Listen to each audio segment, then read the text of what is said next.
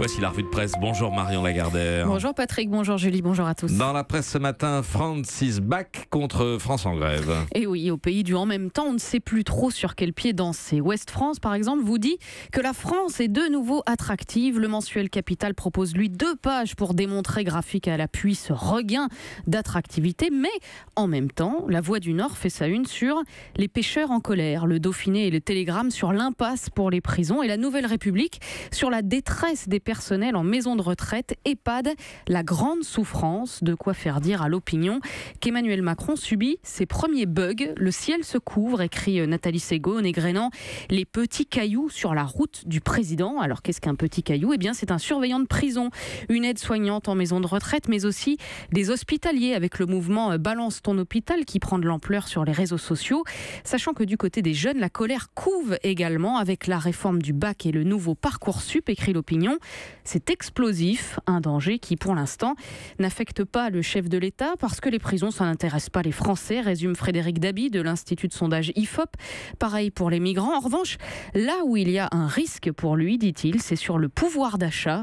Le fait d'avoir annoncé la suppression de la taxe d'habitation et des cotisations sociales aiguise une attente forte chez les Français, mais aussi un soupçon de tromperie. Autre titre ce matin, est-ce une affaire de pouvoir d'achat ? On parle de la course au pot de Nutella qui a chamboulé les magasins Intermarché. Et le courrier Picard parle de bousculade, ni ce matin d'une folle ruée et Nord Littoral d'émeutes, émeutes aussi pour le Progrès, où la journaliste Laura Stein évoque des scènes surréalistes à Pierre-Bénite, Oulins, Grigny ou encore Givors. Les stocks de pots de 950 grammes passés de 4,50 € à 1,40 € ont disparu en moins d'une heure. Dès l'ouverture, il y avait 150 personnes devant la porte, raconte une caissière. Les gens étaient surexcités, ils ont échangé des noms d'oiseaux et j'ai moi-même reçu des coups.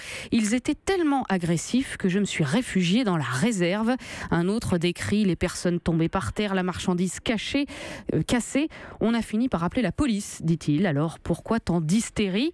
Parce que c'est une promo percutante, explique dans l'Est républicain Bruno Bourgeois, le patron d'un hypermarché près de Nancy. À partir du moment où on fait des remises sur une marque comme celle-là, eh bien, c'est normal, dit-il. Dans Le Parisien, un autre directeur précise que ça arrive aussi pour les promos Ricard et Coca-Cola. Normal donc, l'effet obtenu était précisément l'effet recherché. C'est aussi ce que dit en substance une anthropologue, Sophie Chevalier, dans Le Parisien. En limitant les achats à 3 pots par personne, dit-elle, l'enseigne a tout fait pour créer une compétition. Et puis il y a aussi la nature du produit en question. Le Nutella, c'est du pur plaisir pour les enfants, dit-elle. Alors les promotions attirent forcément les consommateurs, en priorité les mères de famille qui composent avec un budget très serré. Question de budget, donc de pouvoir d'achat, mais aussi de pur plaisir, comme dit l'anthropologue, parce que c'est la garantie d'obtenir quelques sourires autour de la table à la maison, parce que c'est ce que vous promet la pub aussi depuis des dizaines d'années.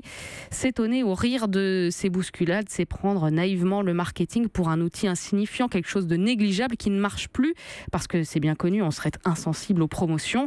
Et pourtant, c'est bien ça qui a fait venir Aïcha, une cliente interrogée dans Le Progrès. Moi, je suis venue parce que j'ai vu la pub. Aïcha, qui fait partie des perdants de la compétition organisée par l'enseigne. Elle est arrivée trop tard.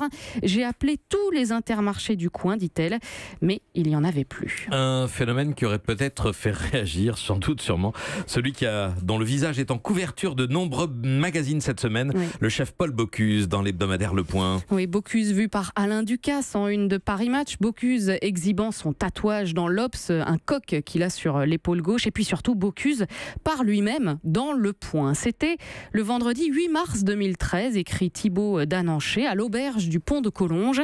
À la fin de mon entretien avec Paul Bocuse sur la cuisine française, Monsieur Paul m'avait glissé: et si on faisait mon interview posthume ? Une interview qui passerait bien après ma mort. Alors nous l'avions commencé ce jour-là, avant de la poursuivre au fil de plusieurs rencontres jusqu'au 26 février 2017. La mort, elle ne m'a jamais effrayée, confie Bocuse. En revanche, c'est vrai que je ne suis pas pressée. Le dernier repas du dernier jour, un pot-au-feu avec un condrieux et une côte rôtie, tout ça en très bonne compagnie avec Fernand Point, Antonin Carême, Auguste Écoffier et Eugénie Brasier.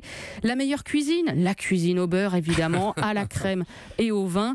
La recette aussi pour rester si longtemps au sommet, travailler et se remettre en question tous les jours, toutes les minutes, toutes les secondes. L'important, dit-il, ça n'est pas de sortir de Saint-Cyr, mais de l'ordinaire. Et puis le Point lui demande « Qu'est-ce qui vous révolte ?» Alors on aurait pu s'attendre à la malbouffe ou au nouveau mode de consommation, le sans gluten ou le véganisme, mais non, c'est le gaspillage qu'il cite. « Je suis né après la Grande Guerre », raconte Bocuse, et je n'ai pas toujours mangé à ma faim.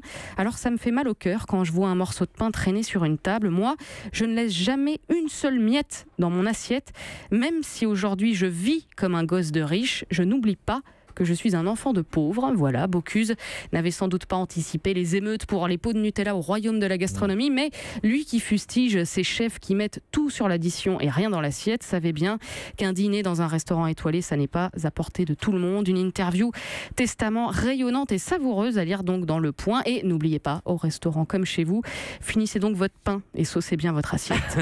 Merci du conseil. Marion Lagardère pour la revue de presse. Europe 1.